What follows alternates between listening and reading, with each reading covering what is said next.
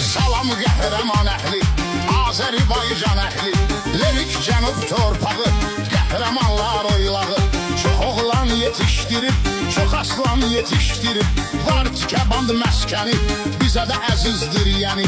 Gizir Tamerlan şəhid, qəhrəman insan şəhid, bizim mahalda eldə 92-ci ildə. Lirikdə ünvanımıza, göz açdı dövranımıza, bu yerdə saldın soraq, qardaşa durdun dayaq.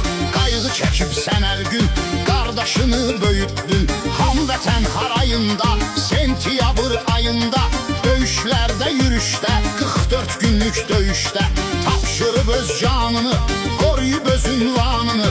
2020-ci il gəldi bir xəbər qəfil, üzdü bizi Tamerlan, dağıldı bütün cahan.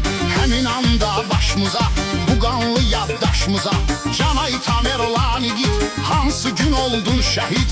Qardaşın bel sındı, niyə həsrət yaxındı? Belə saf insanlara, can deyən oğlanlara, öz ürəyi öz sirdaşı, Tamerlanın qardaşı. Bir gün rahat gülmədi, sevinç nədir bilmədi, hər gecəsi qəm kədər, dilində adın səhər.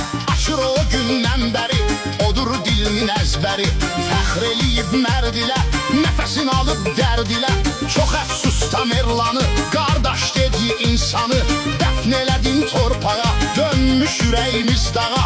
Məkanı səssiz məzar, həmin gündən arzular, hər biri matəm oldu, bu dərd çətin qəm oldu.